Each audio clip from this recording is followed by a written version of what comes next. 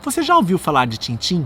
Pois saiba que ele é o segundo personagem mais conhecido da Europa, atrás apenas do Asterix, mesmo novas revistas não sendo produzidas há mais de 30 anos. E olha que fora do continente europeu, as histórias em quadrinhos do famoso repórter também não fazem feio.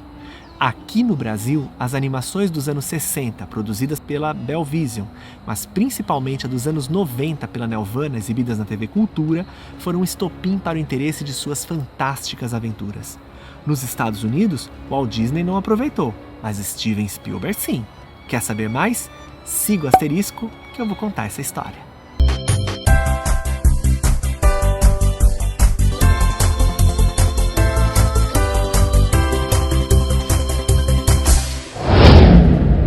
Olá pessoal, eu sou o Dallas, bem-vindo ao canal Asterisco de Histórias. Aqui a gente explica mais a fundo tudo sobre as histórias em quadrinhos, animações e filmes. Dessa vez vamos falar sobre as aventuras de Tintin, como tudo começou, curiosidades, o autor e o porquê, apesar do grande sucesso, suas aventuras terem terminado inclusive com o último livro inacabado. Mas antes, se inscreve no canal e ativa o sininho, não custa nada e ajuda nosso canal, ajuda muito. Ainda tem um monte de histórias com asteriscos pra gente contar. E se gostou do tema, dá um like, é muito importante a sua opinião pra gente. Agora, sem mais enrolação, vamos pro tema de hoje. Tintin foi criado na Bélgica em 1929 por Georges Remy, mais conhecido pelo pseudônimo Hergé, no jornal Le 20e siècle. Confio em suas palavras. Esta série, no começo feita em preto e branco, eram publicadas em semanários. Após seu término, era lançado o livro completo. Foram feitos 23 no total, e um infelizmente incompleto devido à morte do autor em 1983. Hergé, inclusive, nunca quis que sua obra continuasse após sua morte, e pelo que vimos, seu pedido foi respeitado, já que nunca mais foi lançado oficialmente um novo livro de Tintin.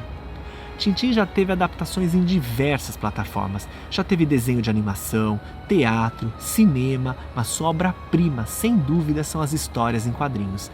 É impossível não se admirar com a quantidade de detalhes e cuidados que Hergé tinha em desenhar seus grandes trabalhos, aperfeiçoados com o passar da época. Sua primeira obra foi Tintin no País dos Sovietes. Esse aqui da minha mão, onde é apresentado o repórter Tintin e seu cãozinho Milou. Em seguida, veio Tintin no Congo.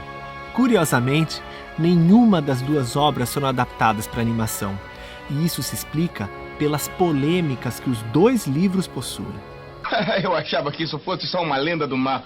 É interessante perceber como as obras de Hergé se adaptam à época que foram feitas. Em Tintin no País dos Sovietes, a insurreição bolchevique acabou se transformando nos primeiros vilões de Tintin. Para quem não sabe ou não se lembra, aí vai mais um asterisco sobre a insurreição bolchevique, liderado por Lenin, que teve como desfecho o fim da República Russa, sua retirada da Primeira Guerra Mundial, através da Revolução Vermelha e a criação da Rússia Soviética, uma república socialista sob o controle do Estado, indo de Lenin e em seguida Stalin, o ditador absoluto da União Soviética, que comandava o país no momento que Hergé fazia sua primeira obra.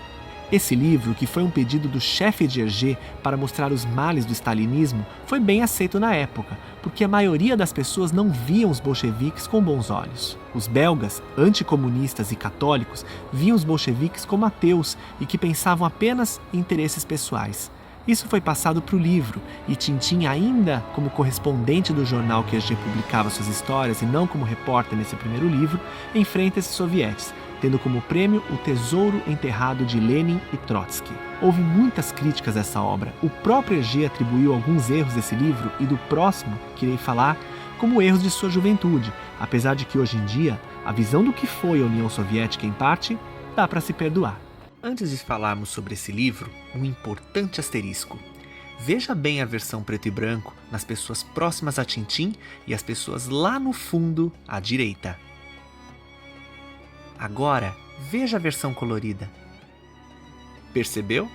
Hergé fez uma homenagem a ele mesmo, se colocando próximo de Tintin.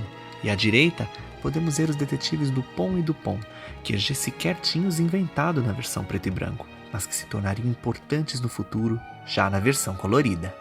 A segunda obra polêmica foi Tintin no Congo.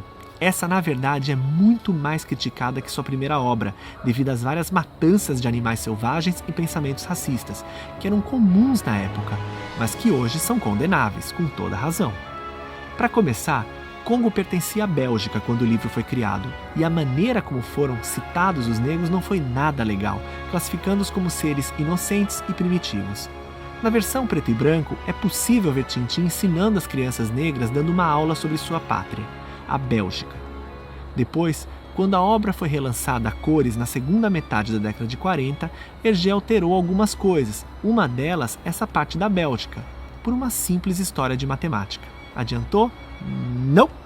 Até hoje o livro é considerado racista e violento para com os animais, além de ser proibido ou mal visto em alguns países. Mas na época não era assim. Para se ter uma ideia, na época que Hergé frequentava as escolas, era ensinado pelos livros que os negros tinham uma condição inferior.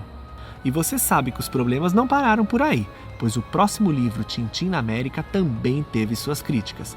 Hergé, a pedido das editoras, mudou a cor de alguns personagens por ter aquele estereótipo do negro de lábios grossos e ingênuos, já aparecidos no livro anterior. E também mostrou a América como se tivessem só índios praticamente no local e mafiosos, uma visão europeia do que era a América do Norte na época. Tem alguma coisa errada por aqui. Bom, esse aqui é o livro Tintin na América. Para você ver, o índio tá aqui na capa, mas curiosamente, quando foi feita a animação nos anos 90, os índios sumiram. Inclusive, foi uma das únicas vezes que Tintin encontrou um personagem da vida real, o Al Capone, que morreu em 1947. Temos duas curiosidades interessantes sobre esse livro.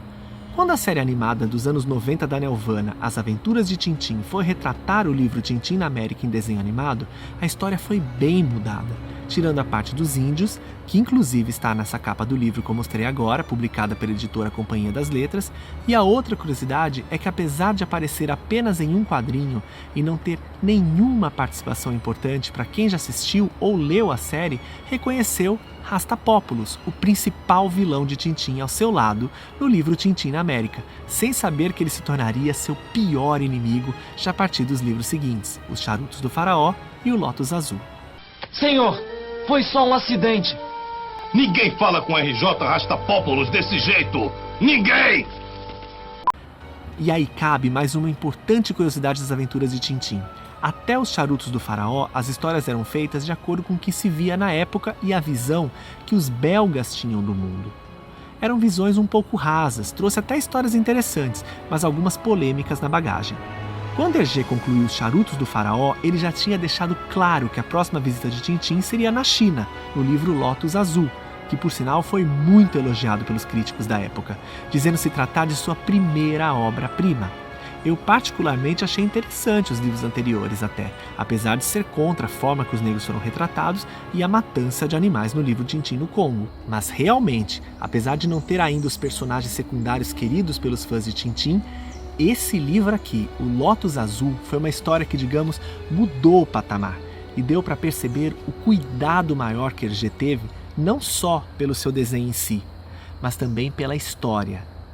O incentivo veio do chinês Zhang Chongren, um chinês que estava estudando em Bruxelas. Ele foi inclusive quem ajudou Hergé a criar a história e mostrar a cultura chinesa, evitando que ele simplesmente mostrasse a China como os europeus pensavam que ela era. O próprio Hergé disse numa entrevista que os livros antes de O Lótus Azul eram só diversão. Ele não tinha noção aonde Tintin poderia chegar. Em troca pela ajuda, Hergé homenageia Chongren com um personagem inspirado nele, o menino Chang, que fica amigo de Tintin depois de ser salvo por ele. E também por aparecer pela primeira vez dois detetives muito engraçados, Dupont e Dupont. Talvez lá na Bélgica o jeito de falar muda, mas aqui no Brasil é difícil diferenciar um nome do outro.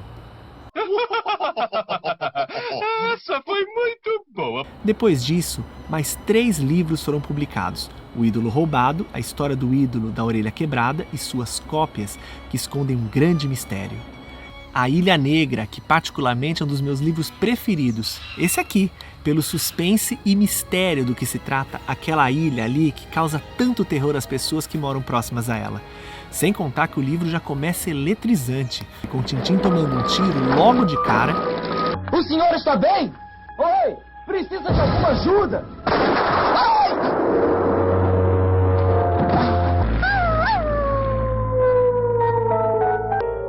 Sabe que você é um rapaz de muita sorte? O cetro de Ottokar que apresenta Sildávia e seu importante cetro. O líder da conspiração contada na história é Mustler, cujo nome parece ser uma combinação dos sobrenomes de 2 ditadores da época, Benito Mussolini, da Itália fascista, e Adolf Hitler, da Alemanha nazista. Uma coisa boa também que aconteceu nesse livro foi nos apresentar pela primeira vez uma personagem feminina que ficaria marcante nas histórias de Tintin, a cantora Bianca Castafiore, um alívio cômico sempre que aparece. Terminando esse livro, Hergé estava escrevendo Tintin no País do Ouro Negro, mas teve que parar por causa da Segunda Guerra Mundial, já que a Alemanha conquistou a Bélgica e Hergé teve que abaixar a cabeça para os chefes nazistas. Por sinal, Hergé foi muito criticado por continuar escrevendo em jornais nazistas, mas seu intuito era simplesmente não deixar sua obra parar. Algumas histórias como Tintin na América e o próprio Tintin no País do Ouro Negro, que estava em desenvolvimento, e claro, o cetro de Ottokar, foram vetados pelos nazistas. Hergé teve que mudar o seu jeito de formular histórias de Tintin e partiu para aventuras que não tivessem nada a ver com qualquer crítica ou sugestão sobre qualquer país. E a partir daí, Hergé começou a mostrar personagens secundários importantes e verdadeiros clássicos de histórias, grandes histórias. Para começar, veio o Caranguejo das Pinças de Ouro, que nos apresentou o principal companheiro de Tintin e Milou, o Capitão Haddock. Oi, capitão! Bom dia, marujo de água doce! Um homem que não dispensava uma boa bebida e que foi enganado pelos seus subordinados e obrigado a beber sem parar para não ter consciência de que estavam fazendo com seu navio. Depois veio a Estrela Misteriosa, uma bola de fogo que cai na Terra e que muitas pessoas julgavam ser o fim do mundo, além de uma disputa para ver quem chega primeiro no local onde a tal estrela caiu. Depois, 2 histórias que se cruzam, O Segredo do Unicórnio e O Tesouro de Racão o Terrível, que eu tenho aqui, os 2 juntos, que mostram o antepassado do Capitão Haddock e uma das grandes viradas das aventuras de Tintin. O capitão deixa de ser um simples capitão para conhecermos suas histórias e riquezas. O tesouro de Racão o Terrível! Não acredito! O famoso e engraçado quase surdo Professor Girassol é apresentado nessa sequência. Meu nome é Professor Girassol, Trifólio Girassol. Eu devia jogá-lo ao mar! Você está me ouvindo? Com vistas para o mar, formidável. Vale ressaltar que o filme As Aventuras de Tintin, dirigido por Steven Spielberg, de 2011, foi inspirado nesses 2 últimos livros e misturado com O Caranguejo das Pinças de Ouro. Uma curiosidade é que Hergé foi homenageado no começo desse filme, desenhando Tintin, e o filme não foi lá muito fiel a esses 3 livros, mas aí já é um asterisco para outro vídeo. Só para efeito de curiosidade, esses são os 3 livros que foram inspirados: O Caranguejo das Pinças de Ouro, Segredo do Unicórnio e O Tesouro de Racão Terrível, esses outros 2 livros aqui, completando o filme As Aventuras de Tintin, de Steven Spielberg, em 2011. Estamos agora no meio do caminho, e as histórias de Tintin foram ficando cada vez melhores, com idas e vindas de grandes personagens, heróis e vilões, num ritmo frenético de muitas aventuras. Mas infelizmente, o vídeo ficou longo e terei que dividir em 2 partes. Ainda tem muita história para contar.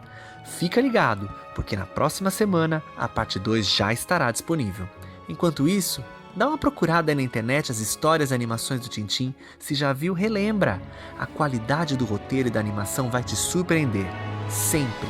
Tintin é história em todos os sentidos.